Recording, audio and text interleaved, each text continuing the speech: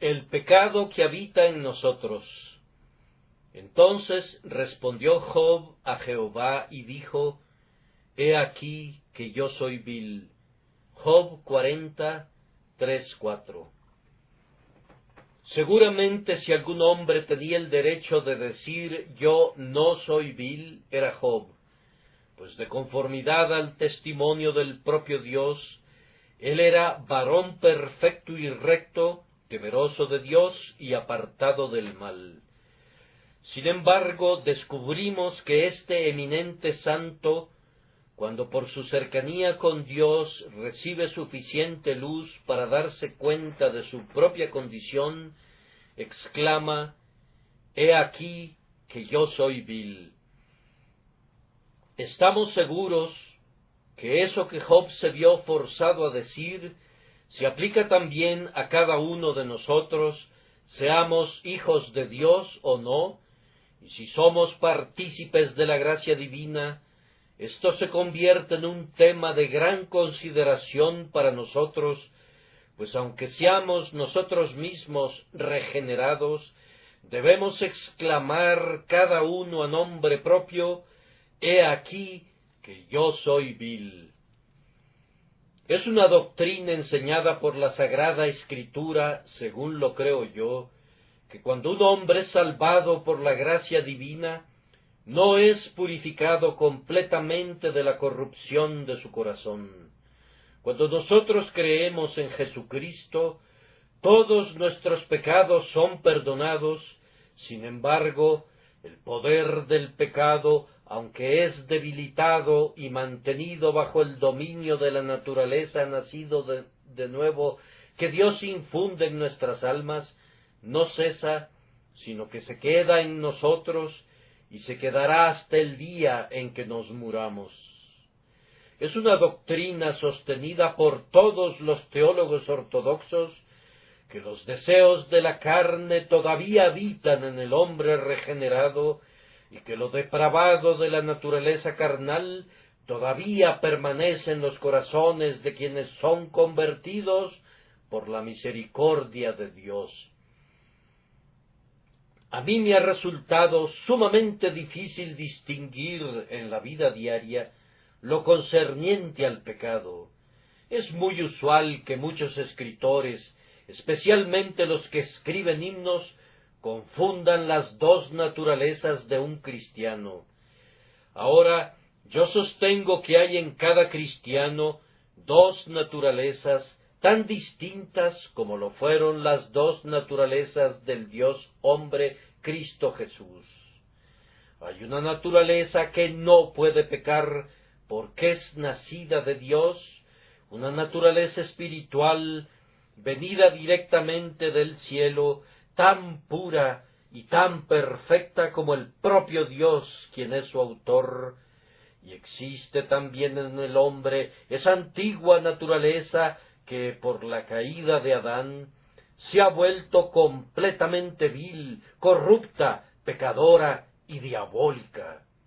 Todavía permanece en el corazón del cristiano una naturaleza que no puede hacer lo que es recto, no más de lo que lo hacía antes de la regeneración, y que es tan depravada como lo era antes del nuevo nacimiento, tan pecadora, tan completamente hostil a las leyes de Dios, como siempre lo fue, una naturaleza que, como lo dije antes, es restringida y sujetada en una gran medida por la nueva naturaleza, pero que no es eliminada y nunca lo será hasta que este tabernáculo de nuestra carne sea abatido y nos elevemos a aquella tierra en la que nunca entrará nada que contamine. Mi trabajo esta mañana consistirá en decir algo acerca de esa naturaleza que todavía permanece en el hombre justo. Primero intentaré demostrar que todavía permanece, y los otros puntos voy a sugerírselos conforme avancemos. El terrible gran hecho, es que inclusive los justos poseen naturalezas depravadas. Job dijo, «He aquí que yo soy vil».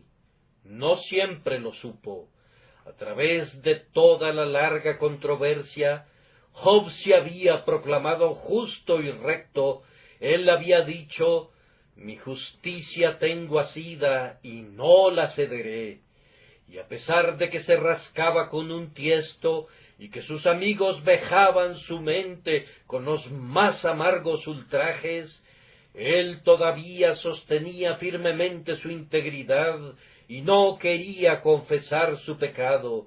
Pero cuando Dios vino a argumentar con él, tan pronto como Job hubo escuchado la voz de Dios en el torbellino y oyó la pregunta, el juez de toda la tierra, ¿no ha de hacer lo que es justo?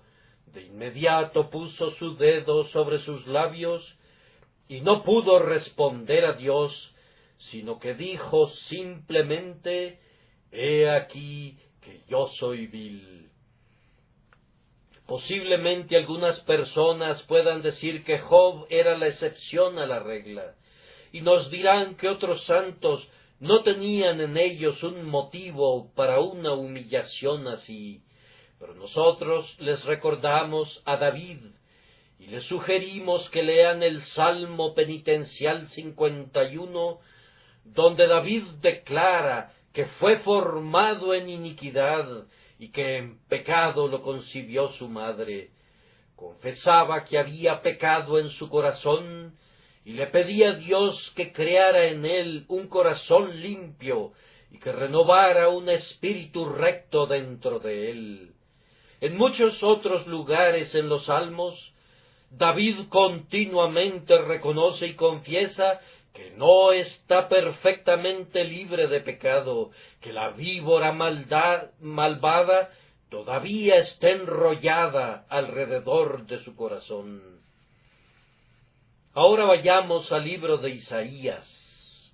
Allí lo encontramos en una de sus visiones, diciendo que era un hombre inmundo de labios y habitando en medio de pueblo que tenía labios inmundos.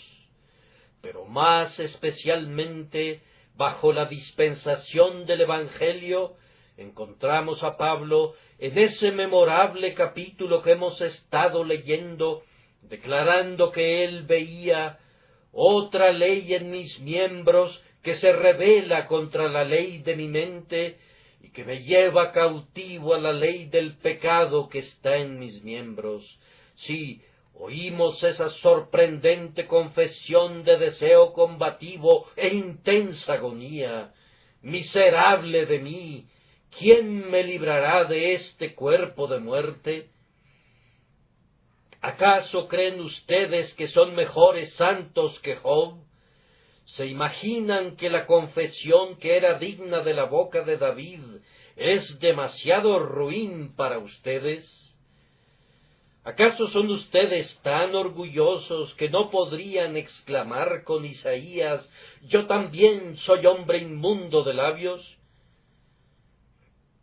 O más bien, han progresado tanto en el orgullo que se atreven a exaltarse a ustedes mismos por encima del laborioso apóstol Pablo y creen que en ustedes, esto es, en su carne, habita toda cosa buena. Si ustedes efectivamente se consideran perfectamente puros de pecado, oigan la palabra de Dios. Si decimos que no tenemos pecado, nos engañamos a nosotros mismos y la verdad no está en nosotros. Si decimos que no hemos pecado, le hacemos a él mentiroso. Pero realmente no necesito demostrar esto, amados, pues todos ustedes, estoy seguro, saben algo acerca de la experiencia de un hijo vivo de Dios. Han descubierto que en sus mejores y más felices momentos el pecado todavía habita en ustedes, que cuando quieren servir mejor a su Dios, el pecado frecuentemente obra en ustedes con furia suprema. Ha habido muchos santos de Dios que se han abstenido durante un tiempo de hacer cualquier cosa que han sabido que es pecado, pero sin embargo no ha habido uno solo que haya sido perfecto internamente. Si un ser fuera perfecto, los ángeles descenderían y en 10 minutos se lo llevarían al cielo, pues estaría maduro para el cielo tan pronto como hubiera alcanzado la perfección. Cuando he hablado con hombres que mencionan mucho el tema de la perfección, he descubierto que, después de todo, ellos no creen realmente en algo así. Ellos han tomado esa palabra y han asignado un significado diferente, y luego demuestran una doctrina que todos conocemos previamente, o suponen una perfección tan absurda y despreciable, que yo no daría por ella ni 3 centavos si tuviera que comprarla. En muchos de ellos se trata de una falla de sus cerebros, creo yo, más bien que de sus corazones, y como dice John Berridge, Dios lavará sus cerebros antes de que lleguen al cielo. Pero ¿para qué me demoro demostrando esto cuando ustedes mismos cuentan con pruebas diarias? ¿Cuántas veces no han sentido que la corrupción está todavía dentro de ustedes? Observen con qué facilidad son conducidos sorpresivamente al pecado. Ustedes se levantan por la mañana y se ofrecen a ustedes mismos mediante una ferviente oración a Dios, pensando en qué día tan feliz tienen ante ustedes. Escasamente han terminado de pronunciar esa oración, cuando algo viene a arrugar su espíritu y sus buenas resoluciones son arrojadas a los vientos y dicen, este día que yo pensé que iba a ser muy feliz, ha sufrido un terrible ataque brusco y violento. Yo no puedo vivir para Dios como quisiera. Tal vez has pensado, voy a subir al piso superior y le voy a pedir a Dios que me guarde. Bien, en general, ustedes han sido guardados por el poder de Dios, pero súbitamente viene algo. El mal carácter de pronto te ha sorprendido.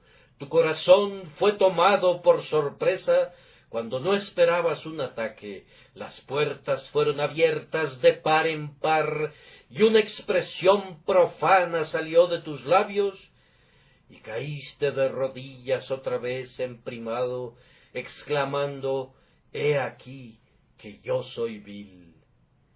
He descubierto que tengo un algo en mi corazón que cuando he cerrado mis puertas con pasador y pensado que todo está seguro, se arrastra y corre los pasadores y deja entrar al pecado. Además, amados, aun cuando no son llevados sorpresivamente al pecado, encontrarán en su corazón una terrible tendencia al pecado que es muy poderosa para que puedan mantenerla a raya, diciéndole, hasta aquí llegarás, pero no pasarás. No, descubrirán que es más de lo que ustedes pueden controlar, a menos que un poder divino esté con ustedes y que la gracia que previene restrinja sus pasiones y prevenga que ustedes se entreguen a sus concupiscencias innatas. Ah, soldados de Jesús, ustedes han sentido, yo sé que ustedes han sentido las sublevaciones de la corrupción, pues ustedes conocen al Señor en sinceridad y verdad. Y ustedes no se atreven a esperar estar en este mundo perfectamente libres de pecado, a menos que quieran mentir a su propio corazón. Habiendo expuesto ese hecho, debo simplemente hacer una observación acerca de él y proseguir. Cuán erróneo es de parte de cada uno de nosotros que excusemos nuestros pecados basándonos en el hecho de que poseemos corazones perversos. He conocido a algunas personas que profesan ser cristianas, pero que minimizan el pecado, puesto que todavía permanece la corrupción. Ellas afirman que no pueden evitarlo. Tales personas no tienen parte visible ni porción en el pacto de Dios. El verdadero hijo amante de Dios, aunque sabe que el pecado está allí, odia ese pecado, es dolor y miseria para él, y nunca convierte la corrupción de su corazón en una excusa para la corrupción de su vida. Nunca argumenta la depravación de su naturaleza como una apología para la depravación de su conducta. Si alguien puede liberarse en el mínimo grado de la convicción de su propia conciencia, a cuenta de fallas diarias, argumentando la depravación de su corazón, no es uno de los quebrantados hijos de Dios. Él no es uno de los siervos probados del Señor, pues ellos gimen bajo el pecado y lo llevan al trono de Dios. Saben que está en ellos. Por tanto, no lo dejan, sino que con toda su mente buscan mantenerlo a raya, para que no se pueda levantar y los arrastre. Consideren eso, a menos que quieran convertir lo que digo en un manto para su libertinaje y una cubierta para su culpa. Así hemos mencionado el hecho de que los mejores hombres tienen todavía el pecado habitando en ellos. Ahora les diré cuáles son las actividades de este pecado. ¿Qué hace el pecado que todavía habita en nuestros corazones? Yo respondo, la experiencia les dirá que este pecado ejerce el poder de reprimir toda cosa buena. Ustedes han sentido que cuando quieren hacer el bien, el mal ha estado presente en ustedes, como una carroza que puede deslizarse velozmente cuesta abajo, pero que le han puesto un obstáculo en sus llantas, o como el pájaro enjaulado que quisiera remontarse al cielo. Ustedes han descubierto que sus pecados son como los barrotes de una jaula que les impide elevarse hacia el Altísimo. Ustedes han doblado su rodilla en oración, pero la corrupción ha distraído sus pensamientos. Han intentado cantar, pero han sentido que lozana languidecía en sus lenguas. Alguna insinuación de Satanás ha prendido el fuego como una chispa en la madera y casi ha ahogado su alma con su humo abominable. Ustedes quisieran desempeñar sus santos deberes con toda presteza, pero el pecado que con tanta facilidad los asedia enreda sus pies, y cuando se están acercando a la meta, los hace tropezar y caen al suelo para deshonra y dolor suyos. Ustedes descubrirán que el pecado que habita en ustedes frecuentemente los detiene cuando quieren ser más diligentes. Cuando desean estar más vivos para Dios, generalmente encontrarán que el pecado está más vivo para repelerlos. El corazón malo de incredulidad se coloca en medio del camino y dice, «Tú no pasarás por aquí». Y cuando el alma responde, «Quiero servir a Dios, adoraré hacia su santo templo», el corazón malo dice, «Vete a Dan y a Beer-seba e inclínate ante falsos dioses, pero tú no te dirigirás a Jerusalén, no te permitiré que contemples el rostro del Altísimo». A menudo han sentido que este es el caso. Una mano fría ha sido colocada sobre su espíritu ardiente cuando ustedes han estado llenos de devoción y oración.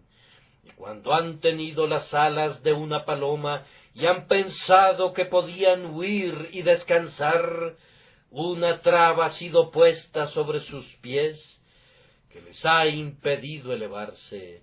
Entonces, ese es uno de los efectos del pecado que permanece en nosotros. Pero ese pecado que habita en nosotros hace algo más que eso. No sólo nos impide seguir adelante, sino que a veces, inclusive, nos embiste, a la vez que busca cómo obstaculizarnos. No es solamente que yo peleo con el pecado que todavía permanece en mí, sino que ese pecado algunas veces me asedia. Ustedes verán que el apóstol dice: «Miserable de mí, ¿quién me librará de este cuerpo de muerte?». Ahora, esto demuestra que él no estaba atacando a su pecado, sino que ese pecado lo estaba atacando a él.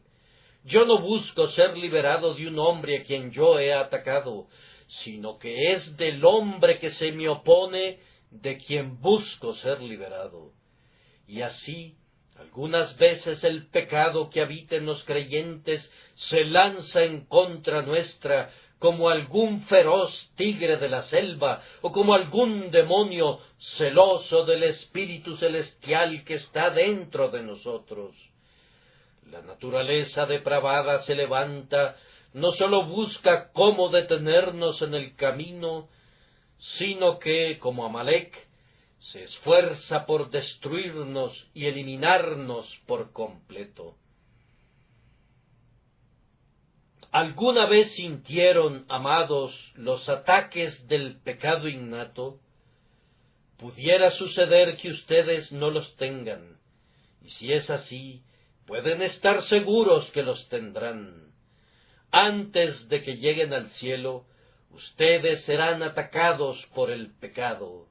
No se trata simplemente que ustedes saquen a los cananeos, sino que los cananeos, con sus carros de hierro, intentarán dominarlos y sacarlos de la tierra, y matar su naturaleza espiritual, y apagar la llama de su piedad, y aplastar la nueva vida que Dios ha implantado en ustedes. El corazón malo que todavía permanece en el cristiano, cuando no está obstruyendo o atacando, todavía reina y habita dentro de él. Mi corazón sigue siendo tan malo cuando ningún mal emana de él, como cuando todo es vileza en sus desarrollos externos. Un volcán es siempre un volcán, aun cuando dormita, no confíes en él. Un león es un león, aunque juegue como un cabrito, y una serpiente es una serpiente, aun cuando la puedas tocar por un momento mientras dormita. Aun hay veneno en su aguijón, cuando sus escamas azules invitan al ojo. Aunque mi corazón, por lo menos durante una hora, no haya tenido ningún mal pensamiento, es todavía malo. Si fuera posible que yo viviera durante días sin una sola tentación para pecar salida de mi propio corazón, sería todavía tan malo como antes. Y siempre está mostrando su vileza, o se está preparando para una nueva exhibición, o está cargando su cañón para disparar en contra nuestra, o de lo contrario, está positivamente en guerra contra nosotros. Pueden estar absolutamente seguros de que el corazón nunca es diferente de lo que originalmente fue. La naturaleza depravada es todavía depravada, y cuando no hay una hoguera, está amontonando la leña con la que va a arder en otro día. Está juntando algunos materiales de mis gozos, de mis devociones, de mi santidad y de todo lo que hago para atacarme en algún período futuro. La naturaleza depravada es únicamente mala y eso de continuo, sin la menor mitigación o elemento de bondad.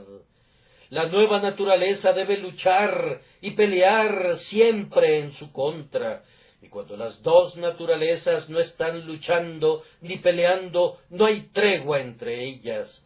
Cuando no están en conflicto, siguen siendo enemigas. No debemos confiar en nuestro corazón en ningún momento. Aun cuando habla bellezas, debemos llamarlo mentiroso, y cuando pretende el sumo bien, todavía debemos recordar su naturaleza, pues es mala, y eso de continuo. No voy a mencionar las acciones del pecado que habita en nosotros en todo su alcance, pero bastará hacerles recordar algo de su propia experiencia, para que vean que es acorde a la experiencia de los hijos de Dios, pues ustedes pueden ser tan perfectos como Job, y sin embargo tendrán que decir: he aquí que yo soy vil.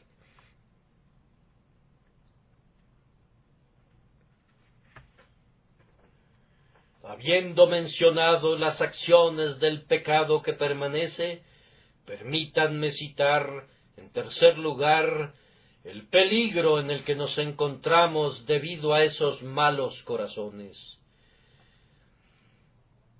Hay pocas personas que piensan qué cosa tan solemne es ser un cristiano. Adivino que no hay un creyente en el mundo que sepa qué milagro es ser conservado un creyente. Muy poco pensamos en los milagros que se están realizando alrededor nuestro.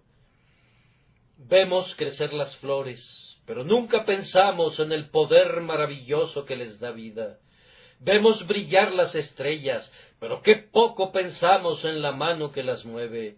El sol nos alegra con su luz, pero casi no pensamos en los milagros que obra Dios para alimentar a ese sol con combustible, o para ceñirlo como un gigante para que recorra su ruta. Y vemos a los cristianos caminando en integridad y santidad, pero cuán poco sospechamos qué cúmulo de milagros hay en un cristiano. Hay un sinnúmero de milagros ejercidos sobre un cristiano cada día, tan numerosos como los cabellos de su cabeza. Un cristiano es un milagro perpetuo. Cada hora que soy preservado de pecar es una hora de un poder divino como el que vio a un recién nacido envuelto en pañales en su oscuridad y que oyó cuando alababan todas las estrellas del alba. ¿Acaso no has pensado nunca cuán grande es el peligro al que está expuesto el cristiano debido al pecado que habita en él? Vamos, déjame decírtelo. Un peligro al que estamos expuestos por causa del pecado que habita en nosotros surge del hecho que el pecado está en nosotros y por lo tanto tiene un gran poder sobre nosotros. Si un capitán controla una ciudad, puede preservarla por mucho tiempo de los constantes ataques de los enemigos que la rodean. Puede tener muros tan fuertes y puertas tan bien aseguradas que puede reírse de todos los ataques de quienes la asedian. Y las incursiones enemigas pueden tener el mismo efecto que simples ocurrencias chistosas. Pero si sucediera que hay un traidor dentro de sus puertas, si hubiera alguien que está a cargo de las llaves y que puede quitarle el seguro a cada puerta y dejar entrar al enemigo, entonces el trabajo asiduo del comandante tiene que duplicarse, pues no sólo tiene que guardarse de los enemigos que están fuera, sino de los enemigos que están dentro también. Y aquí radica el peligro del cristiano. Yo podría pelear con el diablo, yo podría vencer cada pecado que me tentara, si no fuera porque tengo un enemigo dentro. Los diábolos que están dentro sirven más a Satanás que todos los diábolos que están fuera. Como dice Bunyan en su libro La Guerra Santa, el enemigo trató de introducir a algunos de sus amigos dentro de la ciudad del alma humana y descubrió que sus elementos favoritos dentro de los muros le hacían mucho más bien que todos los que estaban fuera. Ah, cristiano, tú te podrías reír de tu enemigo si no tuvieras un corazón malo dentro de ti. Pero recuerda, tu corazón guarda las llaves porque de él mana la vida, y el pecado está allí. La peor cosa que debes temer es la traición de tu propio corazón. Y además, cristiano, recuerda cuántos aliados tiene tu naturaleza depravada. En cuanto a tu vida de gracia, ella encuentra escasos amigos bajo el cielo, pero tu pecado original tiene aliados por todos lados.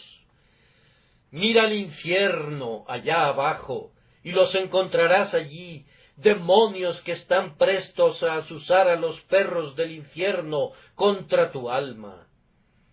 Mira al mundo, y ve los deseos de la carne, los deseos de los ojos, y la vanagloria de la vida. Mira a tu alrededor, y ve todo tipo de hombres buscando, si fuera posible, sacar al cristiano de su estabilidad. Mira la Iglesia, y encuentra toda manera de falsas doctrinas listas a inflamar el deseo y a desviar al alma de la sinceridad de su fe.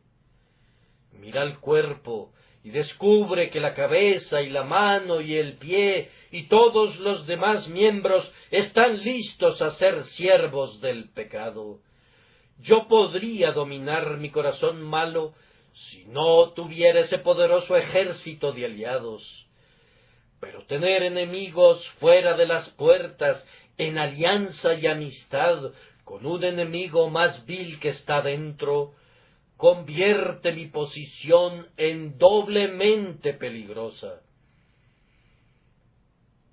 Y yo quisiera que recordaras, cristiano, una cosa más, y es que esta tu naturaleza depravada es muy fuerte y muy poderosa, más fuerte que la nueva naturaleza, si esa nueva naturaleza no estuviera sostenida por el poder divino. ¿Cuán vieja es mi vieja naturaleza? Es tan vieja como yo mismo, el santo anciano podría decir, y con la edad se ha vuelto más fuerte. Hay algo que raramente se vuelve más débil con la edad avanzada, y es el viejo Adán. Él es tan fuerte en su vejez como lo era en la juventud. Es tan capaz de hacer que nos descarriemos cuando nuestra cabeza está cubierta de cabellos grises, como lo era en nuestra juventud. Hemos oído decir que crecer en la gracia disminuirá el poder de nuestra corrupción, pero yo he visto a muchos santos ancianos de Dios y les he hecho la pregunta, y ellos han respondido, no. Sus deseos han sido esencialmente tan fuertes cuando han pasado muchos años en el servicio de su Señor, como lo eran al principio, aunque más sometidos por el nuevo principio que hay dentro de ellos. Lejos de volverse más débil, estoy firmemente convencido que el pecado aumenta en su poder. Una persona que es mentirosa se vuelve más mentirosa cuando practica la mentira. Lo mismo sucede con nuestro corazón. Nos sedujo al principio y fácilmente nos atrapó, pero habiendo aprendido 1000 trampas, nos engaña ahora tal vez más fácilmente que antes. Y aunque nuestra naturaleza espiritual ha sido desarrollada más plenamente y ha crecido en la gracia, sin embargo, la vieja naturaleza ha perdido muy poco de su energía. Yo no sé que la casa de Saúl se haya vuelto más y más débil en nuestros corazones. Yo sé que la casa de David se ha vuelto más fuerte, pero yo no sé que mi corazón se vuelva menos vil, o que mis corrupciones se hayan vuelto menos fuertes. Yo creo que si yo dijera alguna vez que mis corrupciones están todas muertas, escucharía una voz: Sansón, los filisteos sobre ti. O Sansón, los filisteos en ti. Sin importar todas las victorias anteriores y los montones sobre montones de pecados que yo haya eliminado, yo sería dominado si la misericordia todopoderosa no me preservara. Cristiano, cuídate del peligro. No hay ningún hombre en combate tan en peligro de recibir un tiro como lo estás tú por tu propio pecado. Tú cargas en tu alma con un traidor infame. Aun cuando te habla bellamente, no debes confiar en él. Tú tienes en tu corazón un volcán adormecido, pero se trata de un volcán con una fuerza tan terrible que puede todavía sacudir tu naturaleza entera. Y a menos que seas circunspecto y que seas guardado por el poder de Dios, tú tienes un corazón que te puede conducir a cometer los pecados más diabólicos y los crímenes más infames. Cuídense, cuídense, cristianos. Aunque no hubiera un diablo que los tentara y un mundo que los extraviara, ustedes tendrían la necesidad de cuidarse de su propio corazón. Por lo tanto, miren a casa. Los peores enemigos de ustedes son los enemigos de su propia casa. Sobre toda casa guardada, guarda tu corazón, porque de él mana la vida, y de él puede manar la muerte también, la muerte que te condenaría si la misericordia soberana no lo previniera. Que Dios nos conceda, hermanos míos, que podamos conocer nuestras corrupciones de una manera fácil y no tener que descubrirlas cuando se convierten en pecado abierto.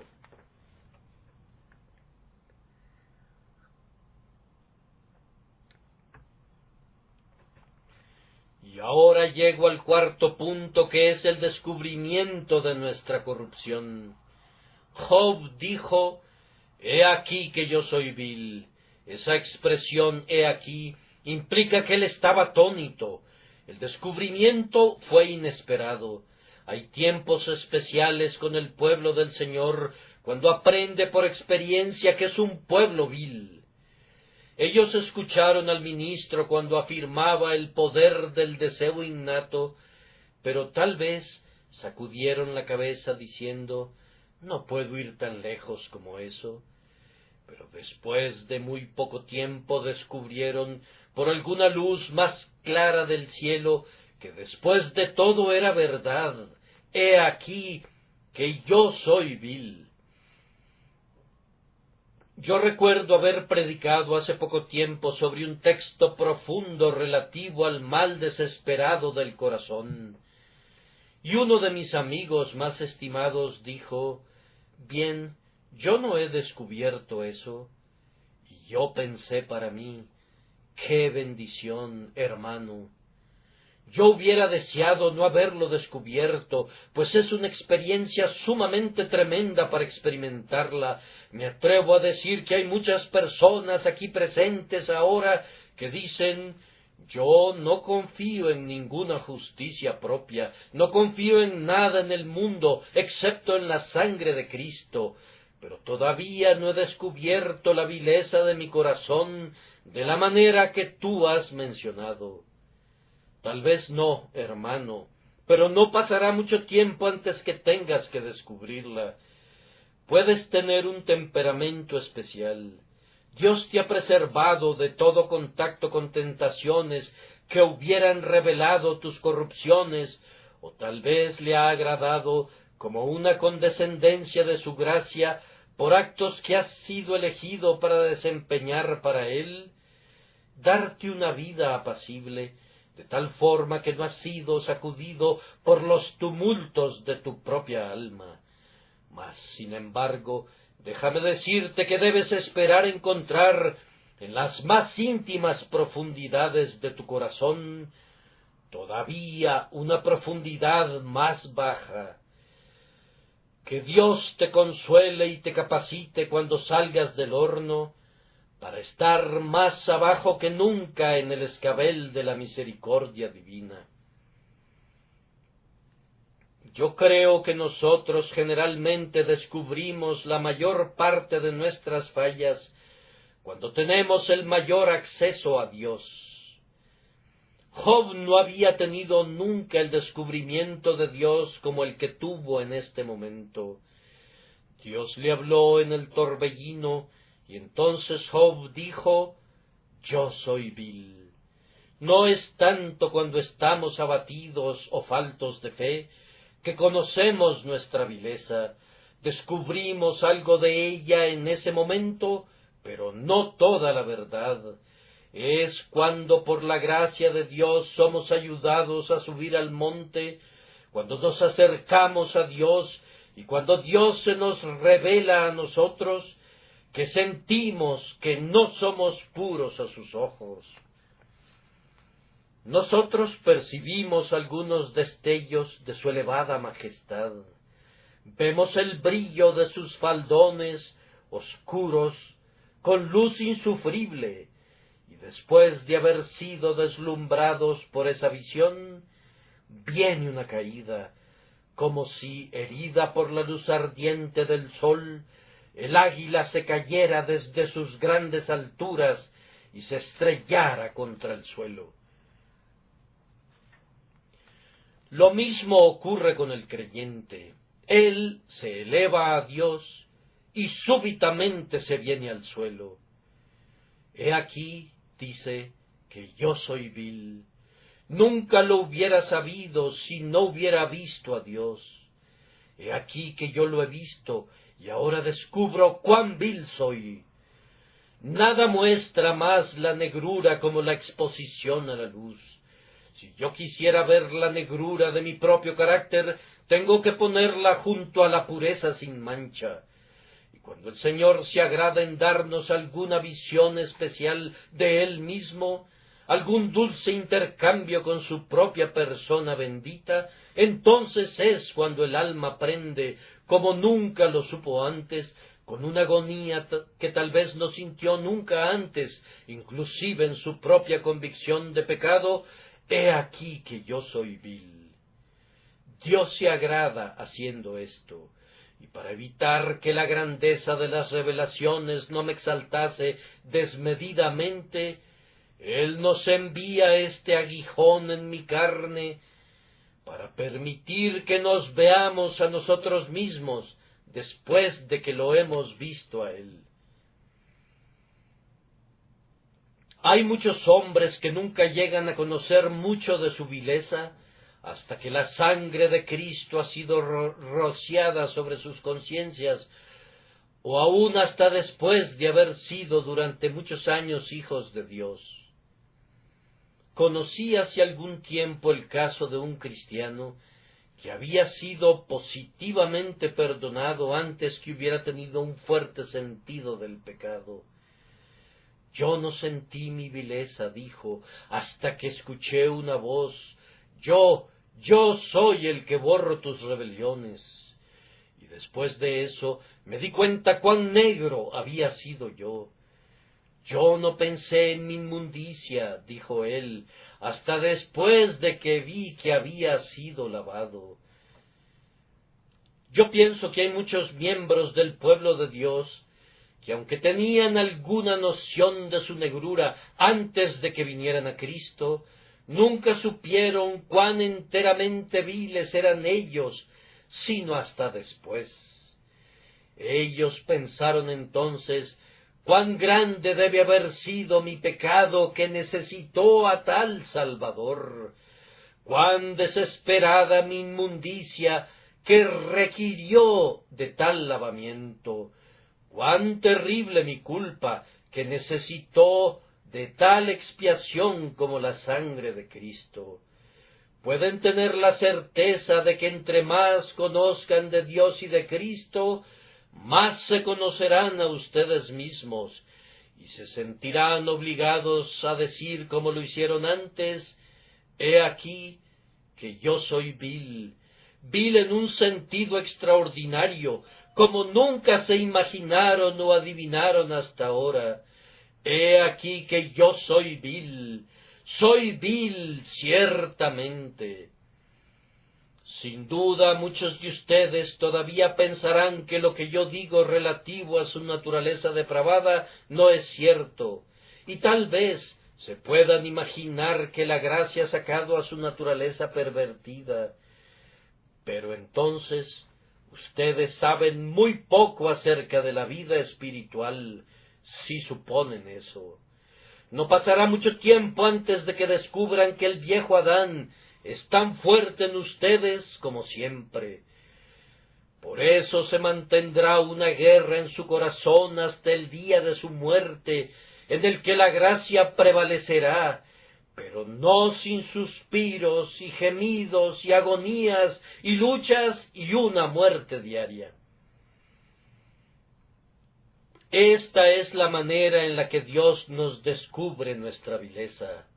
Ahora, si es cierto que todavía somos viles, ¿cuáles son nuestros deberes?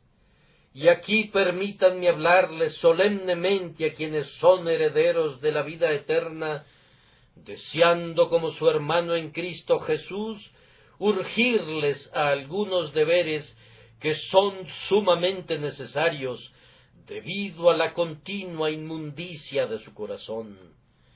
En primer lugar, si sus corazones todavía son viles y todavía hay una naturaleza depravada en ustedes, cuán equivocado sería de parte de ustedes suponer que todo su trabajo está hecho.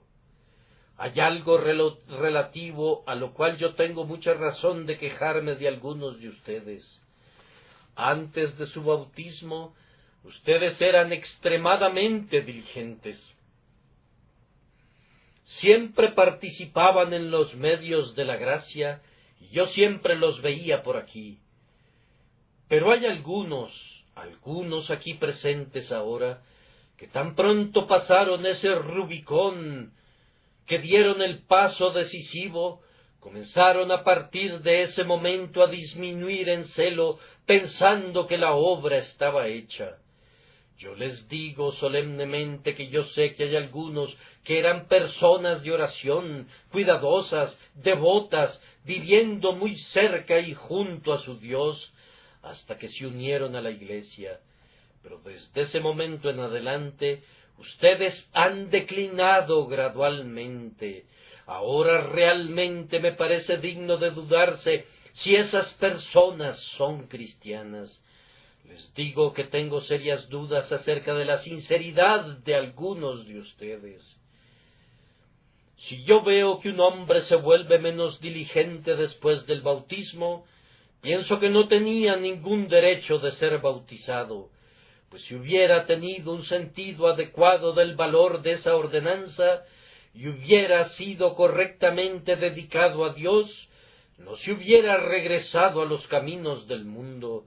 Me siento muy dolido cuando veo a uno o a dos individuos que una vez caminaron muy consistentemente con nosotros, pero que ahora comienzan a separarse. Yo no encuentro ninguna falla en la gran mayoría de ustedes en lo relacionado a su firme adherencia a la palabra de Dios. Yo bendigo a Dios porque por espacio de 2 años y aún más, ustedes han sido sostenidos firme y sólidamente por Dios. No los he visto ausentes de la casa de oración, ni creo que su celo haya decaído, pero hay unos cuantos que han sido tentados por el mundo, que han sido conducidos a extraviarse por Satanás, o que por algún cambio en sus circunstancias, o por tener que alejarse a alguna distancia, se han vuelto fríos y han dejado de ser diligentes en la obra del Señor. Hay algunos de mis oyentes que ya no son tan diligentes como lo fueron antes. Queridos amigos míos, si ustedes conocieran la vileza de su corazón, verían la necesidad de ser tan diligentes ahora como una vez lo fueron. Oh, si cuando fueron convertidos su vieja naturaleza hubiera sido cortada, no habría necesidad de vigilancia ahora. Si todos sus deseos hubieran desaparecido por completo y toda la fuerza de la corrupción estuviera muerta en ustedes, no habría necesidad de perseverancia. Pero es precisamente debido a que tienen corazones malos que los exhorto a que sean tan diligentes como lo fueron alguna vez, que recurran al don de Dios que está en ustedes y que se cuiden seriamente como alguna vez lo hicieron. Hombre, no te imagines que la batalla terminó. Esta solamente ha sido la primera señal de la trompeta convocando a la guerra. Ese llamado de la trompeta ha cesado, y por eso tú piensas que la batalla ya pasó. Yo te digo, no, la pelea apenas acaba de comenzar, los ejércitos apenas están avanzando, y tú te acabas de poner tu atuendo de guerra. Tú tienes muchos conflictos por venir. Sé diligente, pues de lo contrario, ese tu primer amor se extinguirá, y tú todavía puedes caer en esto. Salieron de nosotros, pero no eran de nosotros. Tengan cuidado, mis queridos amigos, de no rebelarse. Es lo más fácil del mundo, y sin embargo, es la cosa más peligrosa del mundo. Tengan mucho cuidado de no abandonar su primer celo. Eviten enfriarse en el menor grado. Ustedes fueron una vez ardientes y diligentes. Sean todavía ardientes y diligentes, y dejen que el fuego que una vez ardió dentro de ustedes todavía los anime. Sean todavía hombres de poder y vigor, hombres que sirven a su Dios con diligencia y celo. Además, si su naturaleza perversa todavía está dentro de ustedes, cuán vigilantes deben ser. El diablo nunca duerme, su naturaleza perversa nunca duerme. Ustedes no deben dormirse nunca. Y lo que a vosotros digo, a todos lo digo, velad.